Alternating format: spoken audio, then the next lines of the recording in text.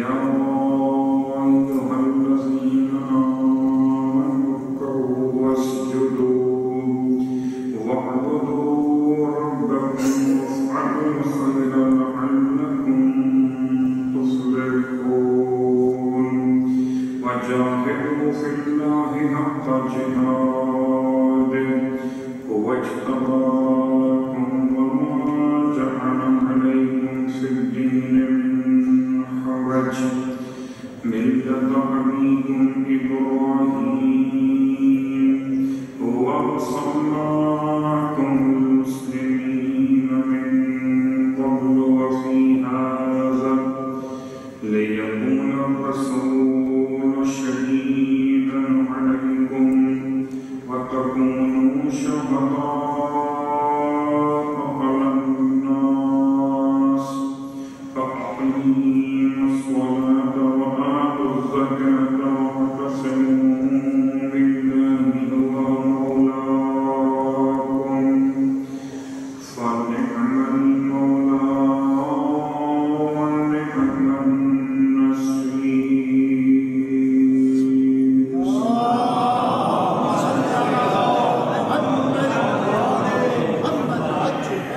تمام تعریفیں بہترین مولا اور بہترین مددگار کے لیے اور تمام ہدیے درود و سلام بہترین مولا کے ولی بہترین نصیر کے ناصر محمد و آل محمد علیہ الصلوۃ والسلام.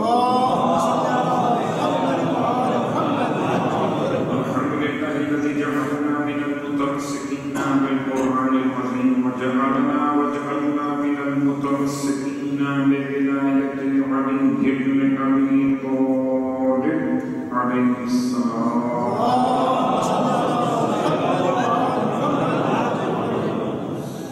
اما بعد پروردگار عالم کے لطف و کرم کے ساتھ اس کا شکریہ ادا کرتے ہوئے کہ ماہ رمضان کی اول شب سے پہلے سلسلہ درس سے تفسیر قرآن کا آغاز کیا.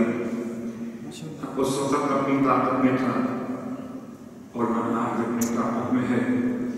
اس کی سعادت اس دن بھی تھی, اس کی سعادت آج بھی ہے. اور مالک کیسے یقین کر لیا جائے کہ تو سعادت عطا کر کے قبولیت کا دروازہ بند کر دے گا.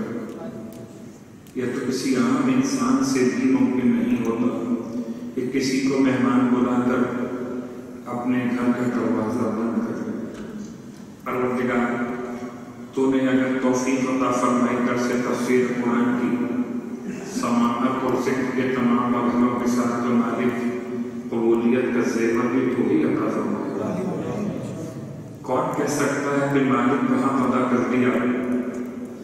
ہم تو ایسے کمزور ہیں کہ اپنے ماں باپ کا بھی پورا حق ادا نہیں کر سکتے, تو اپنے رب کا پورا حق کیسے ادا کر دیں گے؟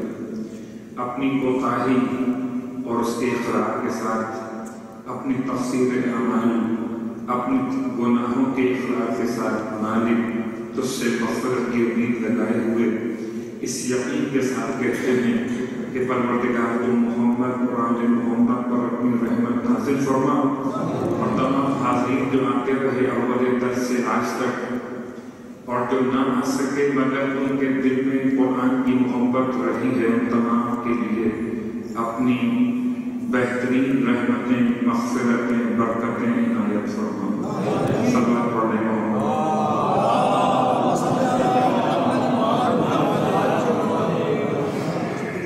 انتہائی اختصار کے ساتھ کہ مرحلہ وہ پہنچا, اس کو ودا کہتے ہیں. اور یہ ودا اتنا مشکل کام ہے کہ کسی سے ملنے کے لیے جائیے تو استقبال آسان ہے, مرحبا بکم کہنا آسان ہے, ویلکم کرنا آسان ہے, مگر خدا حافظ کہنا بڑا مشکل ہے.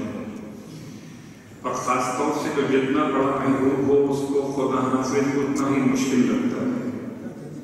بیٹا ماں کو چھوڑتے ہوئے, باپ بیٹی کو چھوڑتے ہوئے کتنا روتا ہے. حالانکہ دوبارہ ملنے کی امید تو رہتی ہے کہ پھر آؤ گے بیٹا, ایک سال کے بعد آؤ گے, یا بیٹی سے ملاقات سال بھر کے بعد ہوگی, کچھ مہینوں کے بعد ہوگی، تو باوجود ملاقات کے یقین کے بھی آئندہ ہونے والی ہے، آنکھوں میں آنسو رہتے، تو پھر کیوں نہ مومن کو ماہ رمضان کی رخصت کے وقت اپنی آنکھوں میں آنسو لا کر اس دعا کی تلاوت کرنی چاہیے جو امام سید سجاد علیہ السلام نے تعلیم فرمائی کہ ماہ رمضان کو جب آغاز ہو تو کیسے اس کا استقبال کرو، وہ الگ دعا ہے۔ دعا نمبر 44 اور دعا نمبر 45 وہ دعا صحیح کاملہ کی ہے کہ جب ماہ رمضان رخصت ہونے لگے تو اسے کس طرح سے خدا حافظ کہو۔ تو ہم ماہ رمضان کا حق ادا نہیں کر سکے، نہ اس کی ساعتوں کا، نہ اس کے دنوں کا، نہ اس کی راتوں کا، نہ اس سے استفادہ کر سکے تو استفادہ کرنے کا ہم تھا، اور اب اس طرح سے ہاتھوں سے نکل رہا ہے جیسے کہ جان نکل جاتی ہے۔ اس طرح رخصت کریں ماہ رمضان۔ اللہ کے رسول کی روایت سے اپنے آپ کو اس خوف کی حالت میں محسوس کرتے ہیں جو آپ نے ارشاد فرمائی ہے، بہت بار تمام مومنین نے سنی بھی ہے اور سنتے رہیں گے جب تک ذکر سرکار ہوتا رہے گا۔ یہ دونوں شیعہ سنی منابع سے روایت بیان کی جاتی ہے کہ اللہ کے رسول ایک دن اپنے اصحاب کے مجمع میں منبر پر تشریف لے جا رہے تھے۔ اللہ کے رسول کا پہلا منبر جو بنایا گیا اس کے 3 تختے یا 3 سیڑھیاں تھیں۔ اللہ کے رسول نے پہلے تختے پر اپنے قدم مبارک کو رکھا اور کسی نہ دیکھنے والے کے سوال کے دعا کے جواب میں آمین فرمایا۔ اب چاہے صرف آمین کہے یا اللہم آمین کہے، 2 طرح کے روایت مل گئے۔ اس کے بعد جب آپ نے اگلی سیڑھی پہ قدم رکھا پھر آمین فرمایا۔ اس کے بعد جب آپ تیسری سیڑھی یعنی عرش منبر پر تشریف فرما ہوئے، نشست فرمائی آپ نے، تو پھر آپ نے اللہم آمین کہہ کر کسی نہ دکھائی دینے والے عام انسانوں کو کسی اس دعا کے جواب کو مکمل فرمایا۔ اصحاب متوجہ ہیں کہ آمین آمین تو سنا ہے، دعا کون سی ہے؟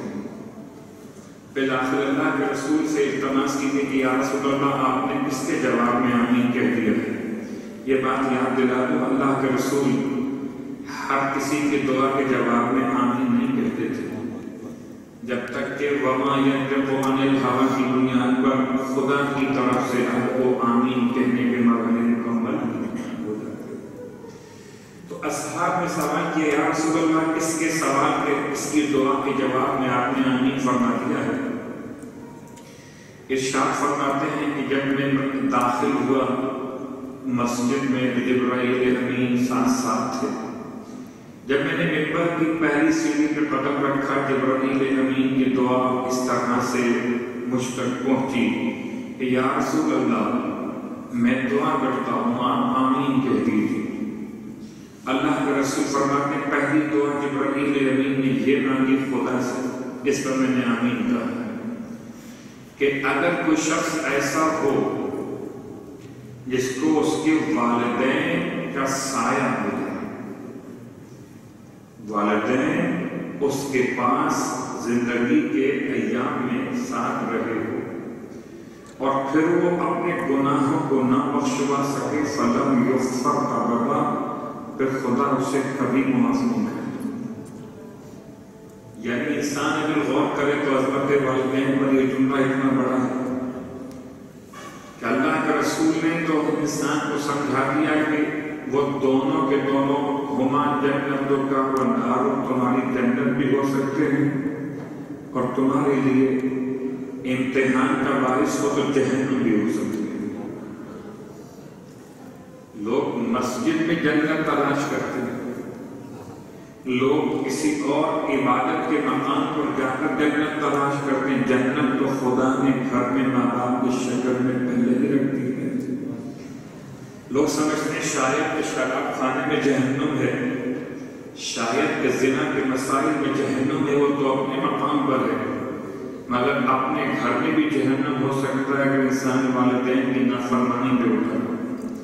تو ہما جنتوں کا ونہار، اللہ کا رسول کا یہ جملہ اور پھر آپ کا یہ فرمانا کہ جس کو والدین حیات میں نصیب ہو جائے، خوش نصیب ہے وہ انسان، جس کو والدین حیات میں نصیب ہو جائیں، اس سے پوچھئے کہ جن کی آنکھ کھلی تو نماز زندہ تھی،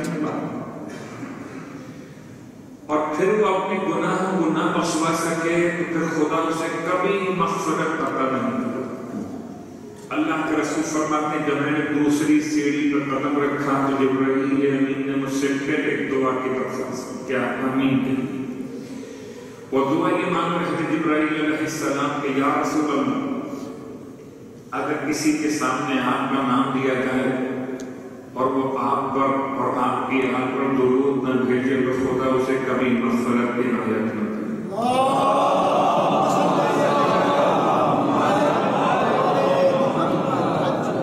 گویا اس قدر محترم ہے یہ مسئلہ کہ انسان جب بھی کبھی پیغمبر کا نام سنے یا اپنی زبان سے ادا کرے یا لکھے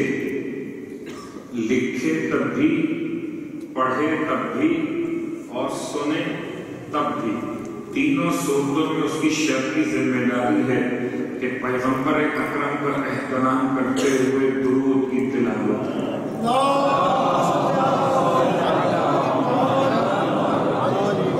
البتہ لکھنے کے بعد میں آپ کہہ سکتے ہیں کہ لکھنا بھی درود میں شامل ہوتا ہے کہ اللہم صلی علی محمد وعلی محمد صلی اللہ علیہ وآلہ وسلم۔ اسی ذیل میں جملہ بیان کرتا ہوں، اگر کوئی ایسی محفل میں آپ کا جانا ہو جائے جنہیں غیبتیں بہت زیادہ ہوتی ہوں تو وہاں کے لیے علماء کہتے ہیں بسم اللہ الرحمن الرحیم وصلی اللہ علی محمد وآل محمد وصلی اللہ علی محمد وآل محمد۔ بسم اللہ الرحمن الرحیم کے بعد وصلی اللہ علی محمد وآل محمد پڑھ لو گے تو اس محفل سے غیبت ختم ہو جائے گی۔ اور اگر تم چاہتے ہو کہ تمہاری محفل سے اٹھ کے جانے کے بعد تمہارے پیچھے کوئی تمہاری غیبت نہ کرے تو جاتے جاتے بھی پھر اس دعا کو پڑھ لو گے تو تمہاری غیبت بھی نہیں ہوگی۔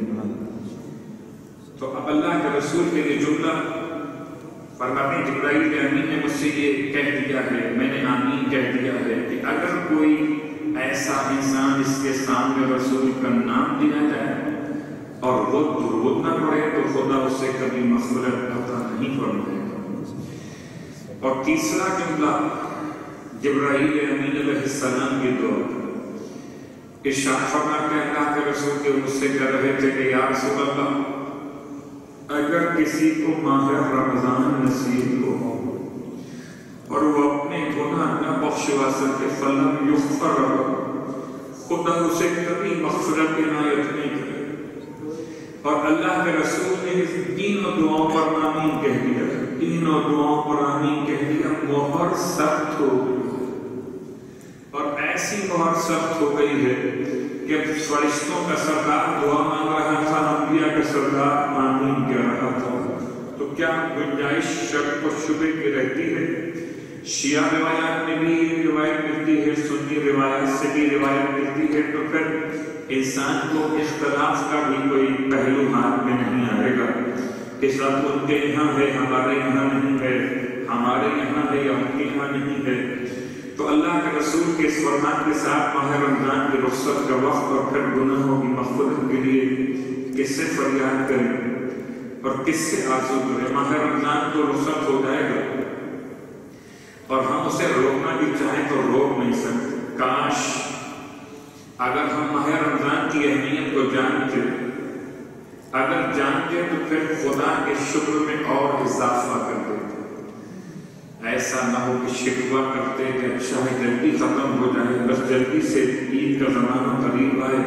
کچھ لوگ جو عید کا انتظار کرتے ہیں، جیسے مسجد میں آنے والے دو طرح کے لوگ ہیں، ایک وہ جو نماز کے ختم ہونے کا انتظار کرتے ہیں اور ایک وہ جو اگلی نماز کی آمد کا انتظار کرتے ہیں۔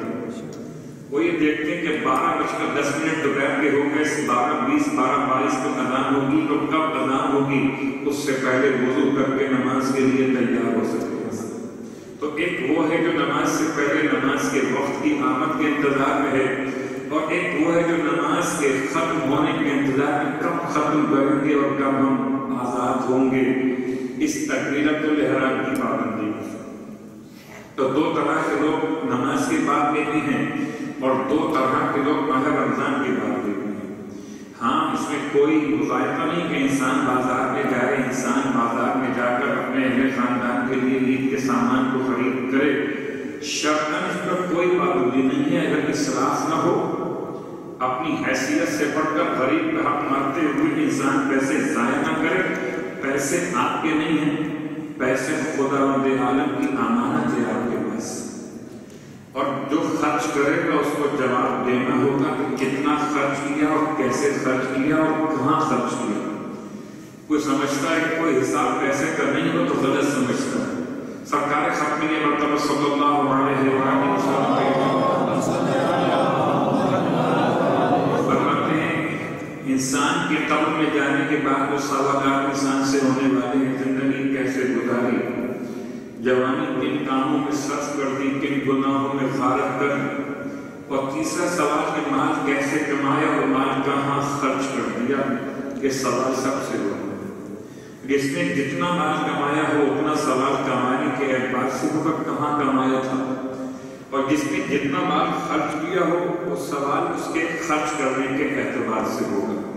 تو خیر عید کی تیاریاں شرعاً حرام نہیں ہیں، انسان عید کی تیاری کر سکتا ہے، لیکن ماہ رمضان کو الوداع اس معنی میں کہتے ہوئے جیسے کہ رخصت کرتا ہے اپنی ماں سے یا اپنے والد سے، جاتا ہے، جا رہا ہے کسی مقدس مقام پر، جا رہا ہے کسی اور عزیز سے ملنے کے لیے، تو جہاں جا رہا ہے وہ بھی عبادت ہے اور جہاں سے نکل رہا ہے وہ بھی عبادت تھی۔ اس طرح رخصت کرو ماہ رمضان کو، اور پھر عید کی تیاریاں۔ عید کی تیاریاں کون کرے گا؟ اس کو یقین ہو چکا ہو کہ اس کے روزے قبول ہو گئے۔ مولا کائنات علی ابن ابی طالب علیہ السلام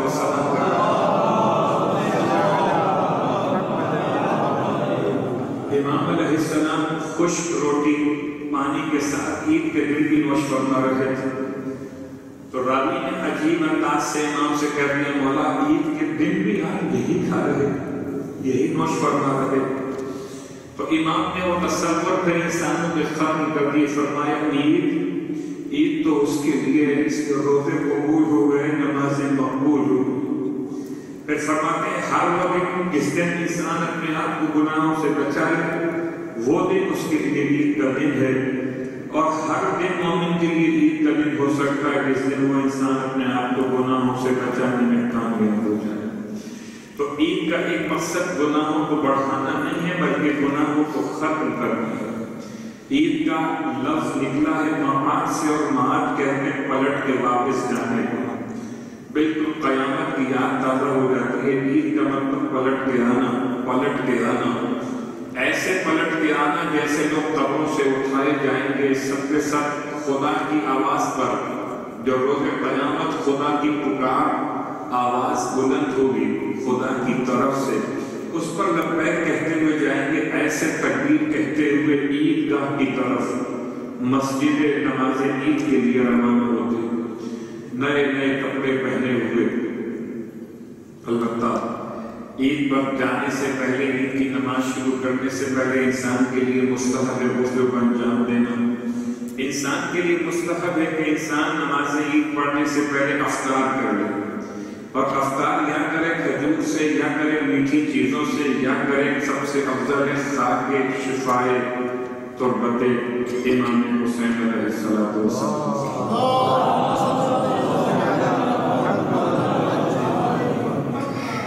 اور اس کے علاوہ بہرحال مسائل کے مقام پر ہے کہ شب عید کی منزلت اس میں بیان ہوئی تھی، اور خالی ایک جملہ کہہ کر عام طور پر ہم عید کی رات اتنی شاپنگ ایک پورا ماحول بن چکا ہے کہ عید کی رات مسجد میں کوئی نہیں ہوتا، عام طور پہ کوئی نہیں ہوتا، ہاں ہیں جو مومن ہوتے، البتہ باہر لوگ بازاروں میں زیادہ ہوتے ہیں، جبکہ ہمارے اور آپ کے مولا چاہتے ہیں کہ ہم شب عید مسجد میں گزاریں۔ بیتوتۃ المسجد، لیلۃ الفطر میں، عید فطر کی رات میں معصومین کے نزدیک مسجد کا رات گزارنا مستحب اعمال میں شامل ہوتا ہے۔ آپ کے لیے، ہمارے لیے بڑا آسانیاں ہیں کہ مستحب رکھا ہے، واجب نہیں رکھا، ورنہ شاید واجب کے نہ بجا لانے پر ایک اور پھر گناہ ہماری گردن پر ہوتا ہے۔ تو مستحب ہے، پسندیدہ ہے، جیسے کہ آپ کی شاپنگ پسندیدہ تو ہوتی ہے، چوائس کرتے ہیں، جو اچھا لگتا ہے اس کو لیتے ہیں، جو اچھا نہیں لگتا اس کو چھوڑ دیتے ہیں۔ تو یہ شب عید ایک روایت کے اعتبار سے اس کی اہمیت ایسی ہے کہ فرماتے ہیں علماء کرام اس کی فضیلت کو لکھتے ہوئے کہ شب قدر سے اس کی فضیلت ہرگز کم نہیں ہے۔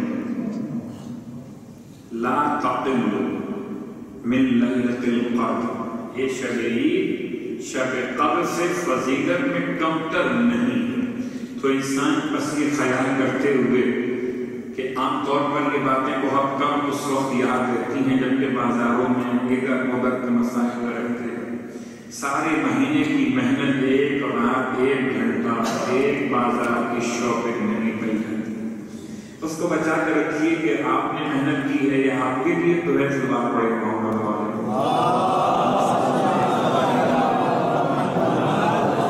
اور اب آئیے اختصار کے ساتھ آخر میں سورہ مبارکہ میں ہے کہ وہ 3 آیتوں کا ترجمہ اور تھوڑی سی تشریحات تفصیل بھلا کون بیان کر سکتا ہے مکمل کسی آیت کی۔ ہمارا کام تو وہی ہے جو علماء نے لکھ دیا، وہ طلباء نے پڑھ دیا اور مومنین تک سنا دیا۔ عمل کی توفیق اپنے لیے بھی طلب کرتے ہیں اور آپ کے لیے۔ اللہ یستفی من الملائکۃ رسولا ومن الناس، اللہ نے چن لیا، استفاء کیا۔ گرچہ ترجمہ میں چن لیا کہہ دیا، ترجمہ غلط ہو جائے گا۔ یستفی فعل مضارع ہے، وہ استفاء کرتا ہے اور استفاء کرے گا، چنتا ہے اور چنے۔ اللہ چنتا ہے اور چنے۔ من الملائکۃ، ملائکہ میں سے چنتا ہے۔ چنتا کس کو؟ کہ رسول چنتا ہے رسولوں، ومن الناس اور چنتا ہے انسانوں میں سے، رسول بنا کر ملائکہ اور انسانوں میں سے اس نے اپنے نمائندے بنائے۔ رسول کا ترجمہ کیا ہے؟ رسول کا ترجمہ ہے نمائندہ، رسول کا ترجمہ ہے پیغام پہنچانے والا، اس کو آپ پیغمبر کہتے ہیں، پیغمبر کہتے ہیں، یہ پیغمبر کہتے ہیں، پیغام دے کے آنے والا۔ اور اس میں 2 طرح کے پیغام ہوتے ہیں، 2 طرح کے پیغام ہوتے ہیں، 2 طرح کی رسالت ہوتی ہے، ایک عمومی ایک خصوصی۔ عمومی کیا ہے کہ اس نے بھیجا کہ یہ خبر پہنچا کے آؤ یہاں تک، تو یہ عمومی تھی کہ یہ خبر آتی ہے آپ تک اور خدا کسی فرشتے کو بھیج کر خبر کو پہنچا دے گا۔ اور ایک خصوصی ہے کہ منصب کا نام منصب رسالت ہے، اسی لیے ہم جب تشہد کو مکمل کرتے ہیں تو اشہد ان محمدًا عبدہ ورسولہ، یہ رسالت۔ یہ لفظ رسول جو ہے یہ خصوصی ہے، یہ عمومی نہیں ہے۔ اس کے علاوہ جو فرشتے آتے رہے، سب فرشتے نہیں آئے رسول بن کر، بلکہ خاص فرشتوں کو خدا نے رسول بنا کر بھیجا۔ یہ آیت نازل کی ہوئی تھی، اس کے پس منظر میں ولید بن مغیرہ ایک ایسا شخص گزرا ہے تاریخ کا جس کو مکے کے کافر عقل کل کہتے تھے، یہ تو عقل کل ہے۔ جیسے اس سے پہلے آپ سن چکے کہ 2 دلوں والی کہانی گئی تھی، ایک ساتھ کو 2 دلوں والا کہتے تھے۔ تو کہا یہ وہ مذاق اڑاتے ہیں، پیغمبر اکرم کا استہزاء کرتے تھے کہ اللہ کوئی اور نہیں ملا ہم میں سے بھی کسی کو رسول بنا دے، ان کو بنا دیا۔ یہ یتیم بھی ہیں، یہ مالی اعتبار سے کمزور بھی ہیں، تو خدا نے جواب دیا اللہ چنتا ہے، ملائکہ میں سے اور انسانوں میں سے، یہ اللہ کا چننا ہے، اور اللہ کے چناؤ پر کسی کو اعتراض کا کوئی حق نہیں۔ ان اللہ سمیع بصیر، بے شک کہ اللہ سمیع اور بصیر دونوں، سننے والا بھی ہے اور دیکھنے والا بھی ہے۔ اس کو سناؤ گے، سنانے کا بہت شوق ہے، اللہ سنتا ہے۔ اور کس کو دکھاؤ؟ دکھانے کا بہت دل چاہتا ہے تو اللہ دیتا ہے۔ اللہ سمیع بھی ہے اور اللہ بصیر بھی ہے۔ انسان کی پرابلم کیا کہ وہ کسی کو سنانا چاہتا ہے عمل کر کے، یا کسی کو عمل کرتے ہوئے دکھانا چاہتا ہے۔ تو خدا نے اپنی ذات کو سمیع بھی قرار دیا اور بصیر بھی قرار دیا۔ آپ نے اگر اپنے کمرے میں کچھ عمل کیا ہے، اگر آپ مجھے نہ سنائیں کہ نیک کام اپنے کمرے میں کیا ہے تو میرے علم میں نہیں ہے، لیکن اگر مسجد میں کیا ہو تو سب دیکھ رہے ہوں گے۔ خدا تو وہاں بھی دیکھتا ہے کہ جہاں کوئی نہیں دیکھتا۔ خدا وہ بھی سنتا ہے جو کوئی دوسرا نہیں سنتا۔ اس کے بعد اگلی آیت میں یعلم بین ایدیہم وما خلفہم، اللہ جانتا، وہ جانتا ہے اور جانے گا ما بین ایدیہم وما خلفہم، یہ عام انسانوں کے لیے کہ جو ان سے پہلے اعمال وہ بھیج چکے وہ بھی جانتا ہے، اور جو آثار ان کے جانے کے بعد پیچھے رہ جائیں گے وہ بھی جانتا ہے۔ یہ عام انسانوں کے لیے ہے یا خاص انبیاء کرام کے لیے؟ پچھلی آیت کے اعتبار سے پتہ چلتا ہے کہ یہ انبیاء علیہ السلام کے لیے ہے کہ خدا انبیاء کے ان تمام اعمال سے بھی واقف ہے جو پہلے بھیج چکے، اور ان سے بھی واقف ہے جو ان کے پیچھے بطور آثار کے رہتے ہیں۔ وَإِلَى اللَّهِ تُرْجَعُ الْأُمُورُ، مگر اس جملے نے اس کی عمومیت کو سمجھا ہے، اور اللہ کی طرف تمام امور کی باز گشت ہے، تمام باتیں بالآخر پلٹ کے اللہ کی طرف مکمل ہو جائیں گی۔ کہیں سے بھی شروع ہو، اختتام کہاں پر ہے؟ اللہ کی طرف۔ اس کے بعد اگلی آیت میں جو آیت سجدہ ہے، اور اس سجدے مستحب ہے جو بعد میں مجلس کے بعد آپ کو کرنے کے لیے برحق شریعت نے گنجائش دی ہے، اور شاید بہت سی باتیں جو آج ہم کرتے ٹائم کو دیکھتے ہوئے شاید نہ کر پائیں۔ یا ایھا الذین آمنوا ارکعوا واسجدوا، اے صاحبان ایمان رکوع کیا کرو، سجدہ کیا کرو، اور اپنے رب کی بندگی کیا کرو۔ وَافْعَلُوا الْخَيْرَ لَعَلَّكُمْ تُفْلِحُونَ، اور خیر کو انجام دیا کرو شاید کہ تم فلاح یافتہ ہو جاؤ۔ مومنوں سے تقاضا ہے رکوع کا، سجدے کا، پھر عمومی عبادت ہے۔ اور اگر مومن ہی کہے کہ میرے پاس نماز کا وقت نہیں ہے تو خدا کس سے تیرا ہوئی ہے؟ تو بہرحال ہم سب کی بڑی ذمہ داری ہے۔ ماہ رمضان میں لوگ بہت نمازیں پڑھتے ہیں ماشاءاللہ، اور ماہ رمضان کے بعد نمازیوں کے انتظار میں ہوتے ہیں۔ کوئی ہے مجھے پڑھنے والا؟ صلوات پڑھ لیں محمد۔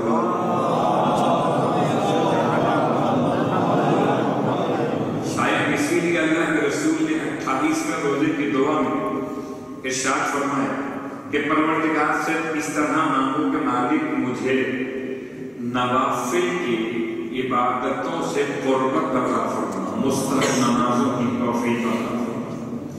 کیونکہ ماہ رمضان میں لوگ بڑے جوش و جذبات میں ہوتے ہیں، اور جتنی نمازیں ان سے کہی جائیں 2 دن کی پڑھوائیں، ان سے پھر 1 دن کی پڑھوائیں، نماز آیات قدر پڑھوائیں یا کوئی اور پڑھوائیں، سب کے سب پڑھنے کو تیار ہے۔ بس خدا اسی محبت کو پورے سال تک باقی رکھے تو پھر پورا سال ہی رمضان ہو جائے گا۔ وَجَاهِدُوا فِي اللَّهِ حَقَّ جِهَادِهِ، اور اللہ کے راستے میں جہاد کرو جو جہاد کرنے کا حق ہے۔ هُوَ اجْتَبَاكُمْ، اس نے تمہیں مجتبی کر لیا۔ اب ایک اور انتخاب ہے، یہاں 2 انتخابات کی بات ہو رہی ہے۔ ایک انتخاب کا نام استفاء ہے، ایک انتخاب کا نام اجتباء ہے۔ اجتباء سے مجتبی، استفاء سے مصطفیٰ۔ تو مصطفیٰ رسالت کے منصب کا نام، اور مجتبی امامت کے منصب کا نام۔ جھٹی ہوئی سلوات سے بہتر ہے جاگتی سلوات میں لیجیے۔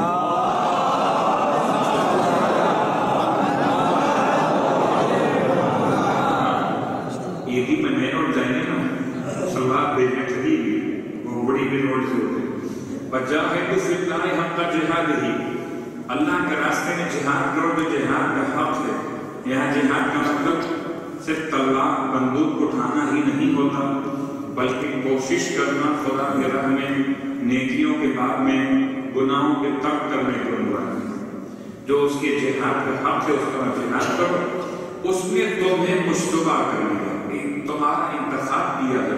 وَمَا جَعَلَ عَلَيْكُمْ فِي الدِّينِ مِنْ حَرَجٍ، اور اس نے تمہارے لیے دین میں کوئی نقصان کوئی حرج نہیں رکھا، تمہارے لیے دین کو مکمل کر دیا ہے۔ دین میں کوئی مشقت نہیں ہے، دین میں کوئی نقص نہیں ہے، دین میں کوئی کمی کوتاہی نہیں ہے۔ حرج کہتے ہیں ویسے کوئی نقصان کو کہتے ہیں یہ حرج ہو گیا، وہ تم بھی کہتے ہیں یہ تو کام پہ حرج ہو گیا، ہمارے یہاں یہ راستہ بند ہو گیا، کام پہ حرج ہو گیا، تو حرج کا نقصان کمی کوئی حرج نہیں ہے، مگر یہاں پہ دین میں کوئی حرج نہیں۔ ملت ابیکم ابراہیم، اللہ نے تمہارے باپ ابراہیم کی ملت پہ تمہیں قرار دیا۔ ہوا سماکم المسلمین من قبل، اس نے تمہارا نام پہلے سے مسلم رکھ دیا۔ تم اپنا نام اب تلاش کرتے ہو، اس نے تمہارا نام پہلے سے مسلم رکھ دیا۔ مگر یہ مسلم کون ہے؟ یہ ابراہیم کی ملت اور ان کی اولاد کون ہے؟ جب کبھی اس کو آسان سمجھنا ہو تو نماز جنازہ میں جو درود پڑھا جاتا ہے اس میں غور کیجئے، کما صلیت علی ابراہیم وآل ابراہیم انک حمید مجید۔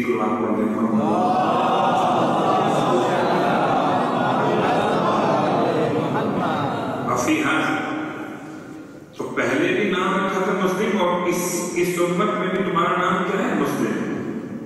لِيَكُونَ الرَّسُولُ شَهِيدًا عَلَيْكُمْ، تاکہ رسول تمہارے اعمال پر گواہ ہو جائے، رسول تمہارے اعمال پر شہید، شہود، حاضر، حضور، اور کوئی گواہ نہیں ہو سکتا جب تک کہ وہ موجود نہ ہو یا اس کا علم کل موجود کی طرح سے نہ۔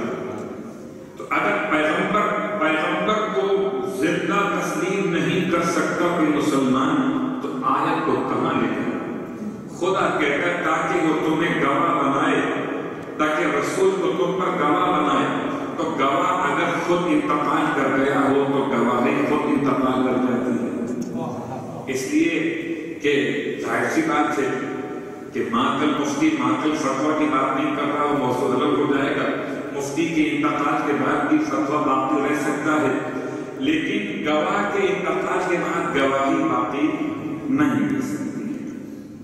وَتَكُونُ الشُّهَدَاءَ عَلَى النَّاسِ، اور تم سب کو گواہ بنانا چاہتا ہے، تم سب کو، اے مسلمین، اے ملت ابراہیم، تم سب کو گواہ بنانا چاہتا ہے، اس پر انسانوں پر۔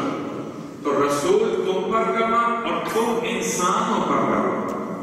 فَأَقِيمُوا الصَّلَاةَ وَآتُوا الزَّكَاةَ، بس تم نماز قائم کرو، زکات کو ادا کرو۔ یہ کون لوگ ہیں؟ اس سے مراد امت مرحومہ ہے ایک قول، اور اس سے مراد ازواج مقدسات محمد اور آل محمد علیہ السلام۔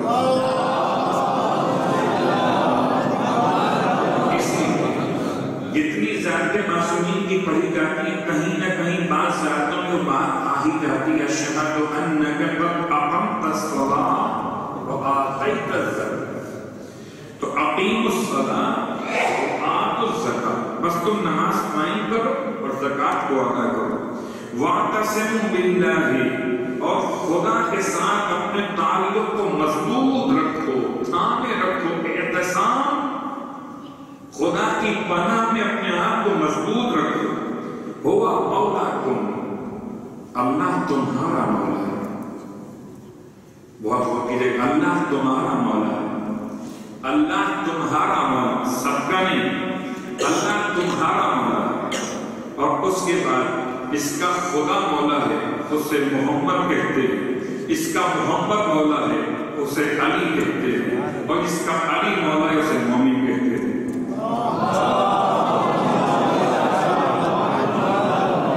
مولا، مولا سرپرست، مولا شفقت کرنے والا، سب پہ ہاتھ رکھ کر احساس دلانے والا کہ اکیلے نہیں ہو، ہوا مولا کی ایک ترجمہ عمومی بھی اپنے مقام پر رہے گا، تو سب کا مولا پروردگار اعظم، اس میں کوئی شک نہیں ہے کہ سارے انسانوں کا، سارے حیوانوں کا، ساری کائنات ذرات کا مولا کون؟ خدا۔ فنعم المولا، کتنا خوبصورت ہے مولا، کتنا بہترین ہے مولا، ونعم النصیر، اور کتنا خوبصورت ہے مددگار۔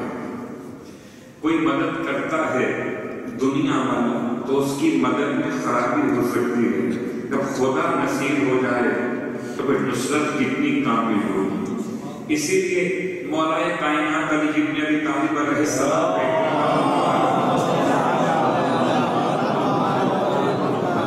اپنی بات کو مکمل کرنے امام سے بہت مشہور جملہ، امام کی مناجات جتنی مرتبہ بھی آپ پڑھیں، بار بار پڑھیے، بار بار، بلکہ اس کو لکھ کر اپنے گھر کے دروازوں پہ لگا لیجیے۔ امام فرماتے ہیں کہ پروردگار میری عزت کے لیے اتنا کافی ہے، الہی کفا بی عزت، اتنا کافی ہے کہ میں تیرا بندہ ہوں، اور میرے فخر کے لیے اتنا کافی ہے کہ تو میرا پروردگار ہے۔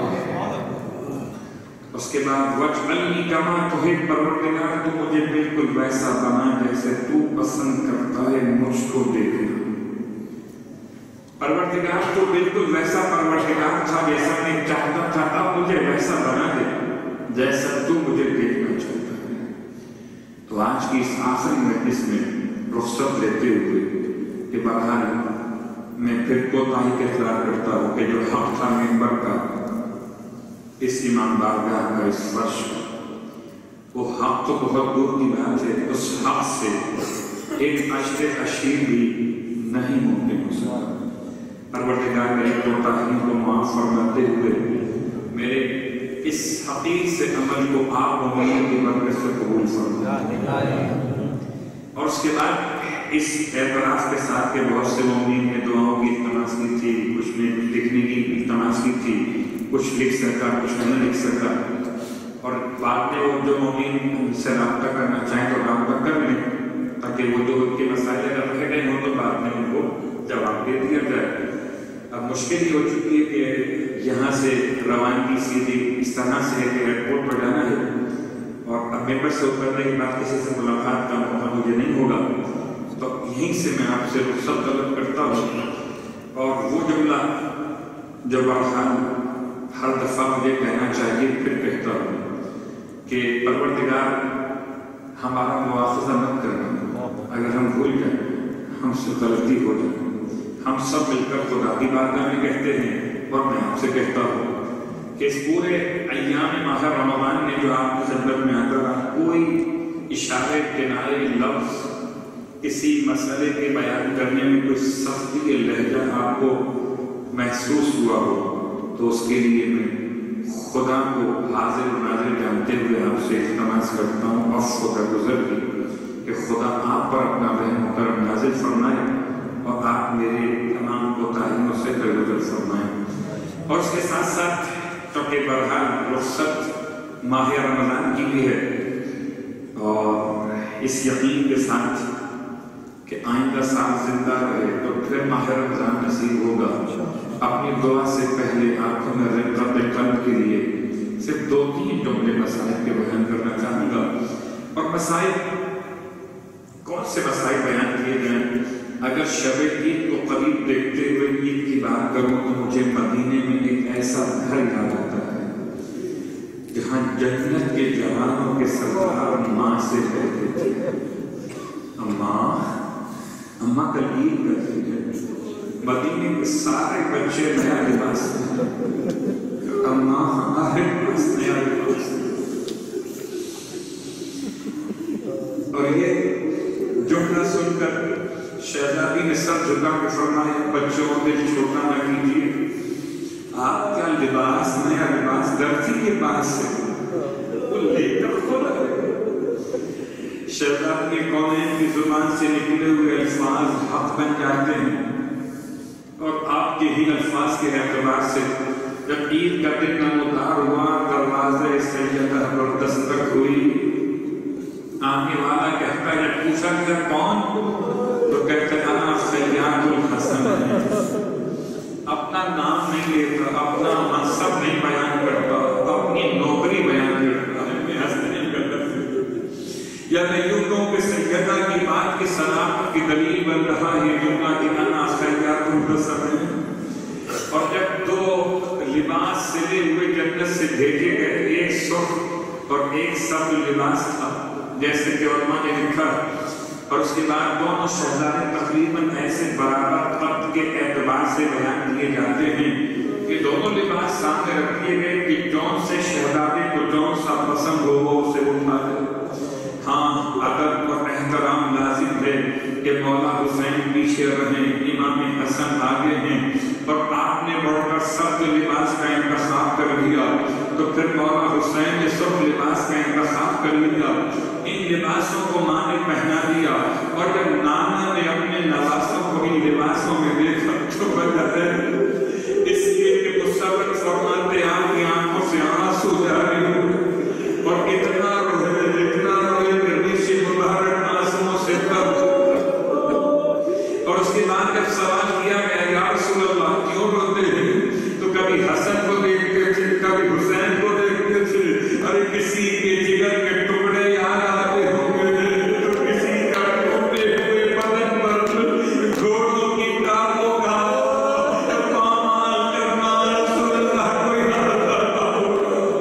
رونے والوں سے ایک جملہ اور سننا، شہزادوں کو تیار کر کے اللہ کے رسول نماز کے لیے لے کر چلے، اور اب ناز ایسے ہیں شہزادوں کے کہ شہزادوں کو اپنے کاندھوں پر بٹھا کر لے چلے، اپنی زلفے رسول شہزادوں کے ہاتھ میں دے کر لے چلے۔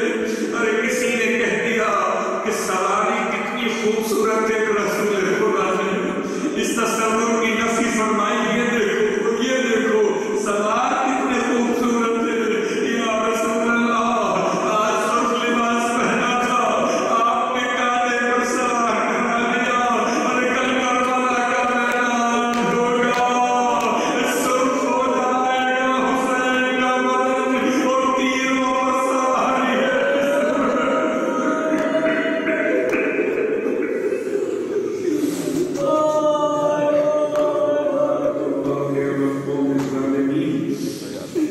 وسيعلم الذين ظلموا أي منقلب ينقلبون على واسطة محمد وآل محمد کا ہماری اس عبادت کو اپنی بارگاہ میں قبول مقبول فرما۔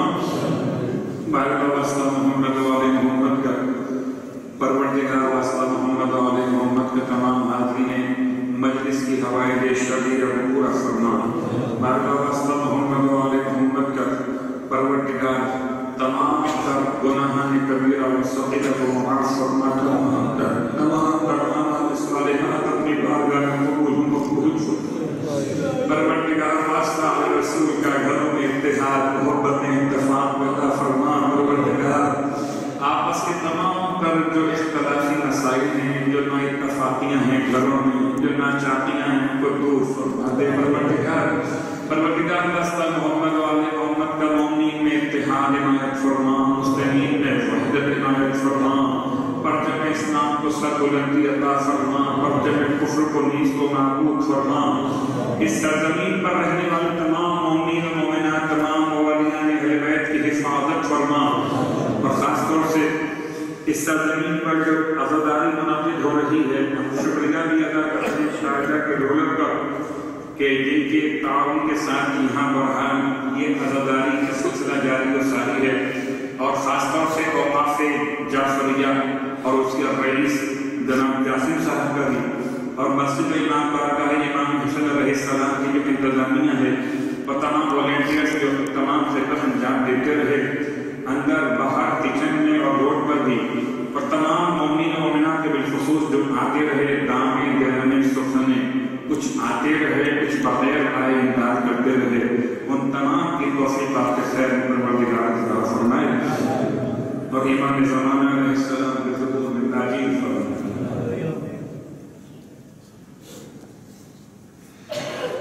اور اس کے بعد اپنے لیے اور اپنے تمام مرحومین کے لیے دعا کیجیے کہ پروردگار ہمارے مرحومین کو مغفرت عنایت فرمائے، اور ہمیں ہمارے مرحومین کو امام زمانہ کے ناز से मुद्दानी सर्वम शामिल फरमाए।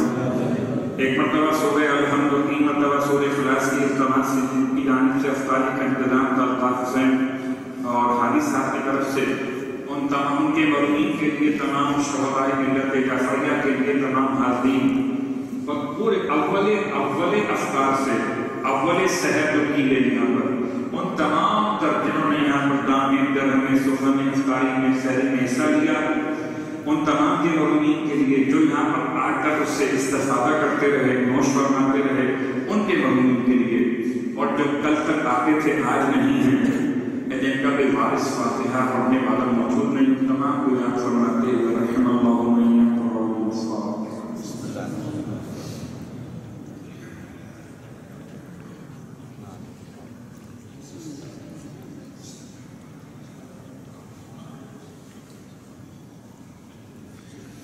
और दुआए तवस्सुल होगी, आप लोग बैठे रहिएगा, सिर्फ सिंध अपील करनी है जानिब सेंट्रल जुमला, उसके बाद दुआए तवस्सुल मुसलसल होगी। और मुझे इजाज़त दीजिएगा इंशाअल्लाह, कोई मौजूद जहमत न करें और आपकी दुआओं के साथ खुदा बहरहाल मैं वादा नहीं करता हूँ, अपनी कोशिश में इंशाअल्लाह कि मशहद मुक़द्दस इमाम रज़ा अलैहिस्सलाम के हरम में जाने जा रहा हूँ इंशाअल्लाह। और सुबह की नमाज गालिबन इमाम के हरम में मुतवक्किल, अगर वहाँ टाइम से पहुँच गया इंशाअल्लाह आपका सवाल पहुँचा दूँगा। परवरदिगार आप सबको भी इमाम की ज़रूरत और शिफा नसीब फरमाए।